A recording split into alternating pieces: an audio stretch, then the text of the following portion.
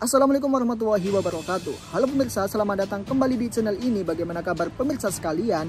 Saya doakan semoga sehat selalu dan salam akal sehat.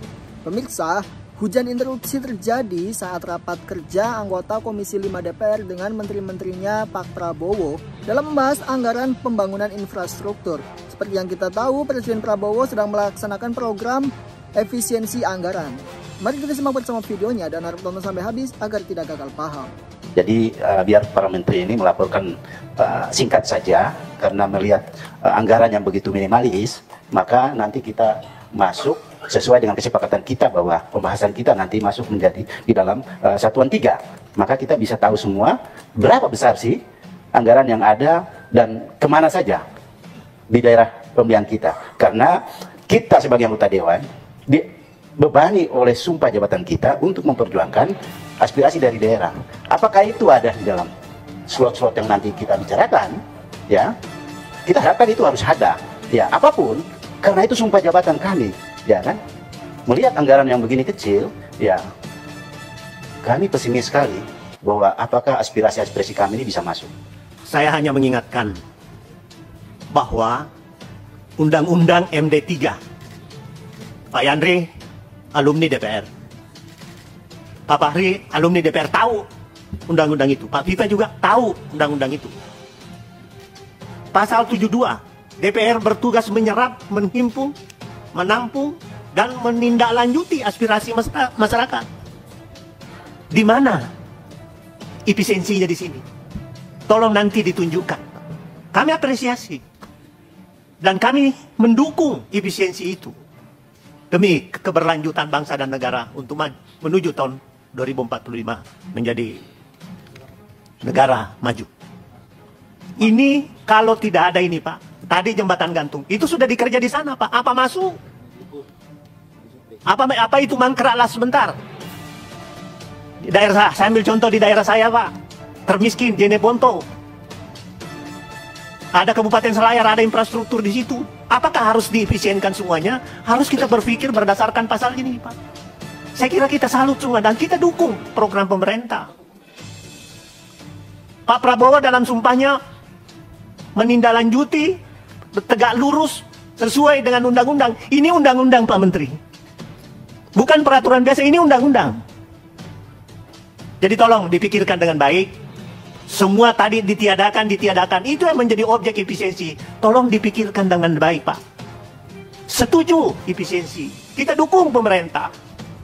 Tapi jangan korbankan kami, janji-janji politik kami juga ada di bawah. Kami duduk juga ini mewakili rakyat.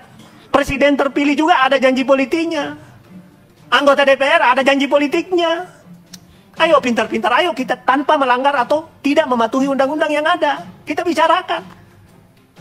Kalau misalnya hanya 29 triliun, kita bicarakan kemana? Ini yang prioritas yang mana? Jangan plotting seperti begini, lantas misalnya suruh teken. Nggak bisa, Pak. Ya, tolong Pak Menteri. Ya, tolong diperhatikan dan dicermati dan ditindaklanjuti. Terima kasih, pimpinan. Surat Menko dari nomor sekian saya sudah bacakan. Berarti kan ada perubahan baru. Berarti nilai pagu indikatif berubah lagi. Dari tadinya sekian menjadi sekian. Tolong saya konfirmasi betul, Bapak-Bapak Menteri yang terhormat, betul Pak ya? Saya begini saja supaya ini singkat dan kita nanti mudah merumuskan masing-masing kementerian negara lembaga ini, mitra kerja Komisi 5. Rapat kali ini kita cukup ketok dulu impres dan perubahan dari surat Kementerian Keuangan terkait pagu indikatif masing-masing kementerian. Setelah itu kita jadwalkan rapat satu-satu dengan menterinya. Interupsi Ketua. Cocok? Sebentar, cocok ya? Izin Ketua. Nah ini dulu, sebentar dulu, itu dulu supaya ritmenya nggak kemana-mana. Jangan ketok-ketok kan? Ya, kalau ini cocok, nanti kita hari ini ketok dulu, kan baru ketok di anggaran nih. Ya, setelah itu nanti kita agendakan kapan kita dengan Menteri PU, kapan kita dengan Menteri Perumahan, kapan kita dengan Menteri Desa. Tidak lagi digabung-gabung Pak Menterinya, hanya satu-satu kementerian. Itu kita sepakati dulu ya. Interupsi Ketua, sebentar. Saya malah berpikirnya begini, jangan kita main ketok-ketok aja. Pagu indikatif ini, ya, ini kan perubahannya luar biasa. Kalau kita ikutin apa arahan Pak Presiden tentang anggaran-anggaran yang tidak berdampak pada pertumbuhan ekonomi, anggaran yang tidak berdampak langsung pada masyarakat, ini yang dengan masyarakat hilang semua, Pak. Asta Cita yang ke-6, membangun dari bawah dari desa. Pisau kosong, Pak, ini desa bicaranya, Pak. Jembatan gantung adanya di desa, Pak, bukan di kota.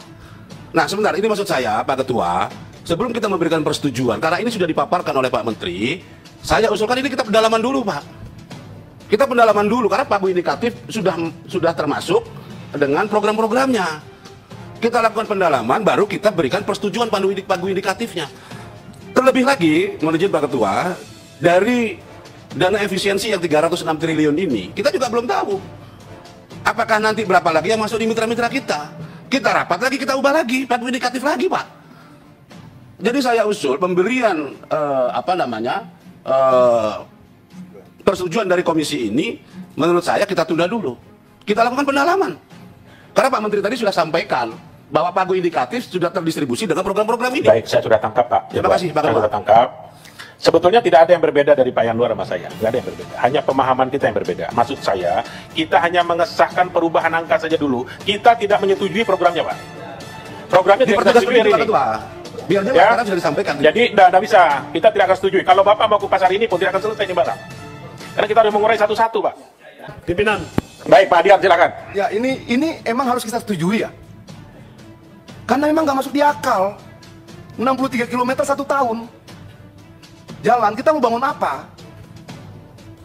Enggak, kalau perjalanan jembatan ini 12,48 triliun, 63 km, 4342, 1606 dan sebagainya, itu memang kecil sekali. Jadi pimpinan, mau kita putar-putar ya nggak bakal dapat dapilnya. Bentar. Ya artinya Kita biar Pak Adian selesai dulu. ya, artinya memang pengurangan 80 triliun ini dampaknya kemana-mana. Tapi kalau sebagai menteri siap mengambil tanggung jawab terhadap, misalnya kita bicara kalau sumber daya air ini 10,7 triliun.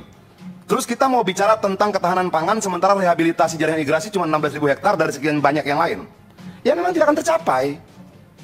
Jadi kalau menurut saya, ya teman-teman di DPR harus rela nggak buat apa-apa buat dapilnya. Ya jadi pembohong lah setahun. Tidak mampu menepati janji-janjinya. Kira-kira begitu pimpinan. Karena memang tidak ada yang bisa itu kotak-katik ini, saya baca dari tadi nih. Apa yang mau kita kotak-katikin? Nggak ada lagi. Kita pindah jadi jembatan gantung, jalan nggak terbangun. Kita pindah jadi yang lain, yang lain tidak terbangun. Tapi kalau memang tidak bisa dirubah lagi, angka ini ya ketok aja. Toh yang akan bertanggung jawab nanti pemerintahan secara keseluruhan ketika rakyat tidak dapatkan bantuan apa-apa di bawah. Ketika jalan tidak terbangun, irigasi tidak terbangun, ketahanan pangan terganggu dan sebagainya. Ya usul saya ketok-ketok lah, tapi teman-teman juga harus rela. Toh ini sudah pemerintahan yang kita sepakati toh. Apapun resikonya kita terima. Terima kasih. Baik, sebentar teman-teman gini, supaya pemahaman kita sama dulu. Soalnya nanti kalau pemahamannya tidak sama, nanti kita yang sudah mengerti jadi seolah-olah tidak paham. Ini kan repot kita nih. Jadi maksud saya begini Pak Adian, pagu indikatif itu kewenangan penuh pemerintah Pak. Di pagu indikatif itu, ya, itu sudah pakem itu. Makanya ada namanya surat ada impresnya. Impres ini turun ke surat Menteri Keuangan. Enggak, Pak Hamka masih dibangga nggak? Masih ketua. Masih ada pernah dibahas soal ini? Nggak ada dibahas kan? Nah, Belum ada jadi keluar. maksud saya begini teman-teman, merubah impres, Presiden udah teken loh. Ibu Menteri Keuangan membuat tindak lanjut dari instruksi Presiden tersebut. Kalau Ibu Menteri Keuangan merubah itu, harus merubah impresnya lagi. Bukan ranah kita itu. Jadi tidak ada istilah kita setuju tidak setuju, bahwa itu cukup tidak cukup. Itu seperti Pak Adian tadi bilang, tanggung jawab pemerintah. Itu loh. Ya pimpinan ketok aja. Memang duitnya nggak ada. Nah, nanti maksudnya gini, biar kita sama persepsi dulu. Nah, sebentar ya. Itu ketua, tolong. Sorry. Saya Nyalakan bicara dulu ketua itu. kita Bukan bicara ketua. mekanisme dulu. Kita bicara mekanisme dulu, Pak. Saya tidak bicara isi dulu. Nah, kawan-kawan di sana mic-nya belum nyala ketua, kesian Oke, juga. sebentar. Haknya biar Kita sama. bicara isi dulu. Kalau ini sudah sama pandangan kita, jadi diskusinya ke sana gitu loh Pak. Misal, tadi Pak Adian bilang apa harus kita setuju ini barang. Pak Yanwar, rapat ini harus terarah, mohon izin. Supaya nanti kita, yang mana yang mau kita bahas duluan? Kita bahas dulu pagu indikatifnya. Itu diskusi saya, maka jangan tanya yang lain dulu. Pagu indikatif kita setuju itu dah? Tidak setuju. Kalau tidak setuju, aturannya tidak setuju, boleh nggak? Kita lihat aturannya. Bukan maunya gue di sini. Gitu loh. Mohon maaf ya. Aturannya boleh nggak? Itu lo kita lihat. Kalau saya ditanya setuju nggak anggaran Menteri Pekerjaan Umum ini sebesar itu, 1000% saya bilang saya tidak setuju. Kalau ditanya ke saya, tapi bukan kewenangan saya. Saya bukan presiden. Itu loh. Masalahnya kondisi hari ini kita serahkan dulu sepenuhnya kepada pemerintah. Tidak mungkinlah pemerintah tidak mikirkan ini. Ini masih di tahap awal. Jadi sebetulnya maksud saya gini ya, supaya nanti kita terarah, kita ketok dulu impres dengan surat Menteri Keuangan ini. Ya, baru setuju. nanti kita rapat satu-satu program Pak Menteri dengan duit sekian mau bikin apa. Kita langsung dengan menterinya. Cocok ya? Cocok? Baik. Silakan kalau ada interupsi soal lain, saya silakan.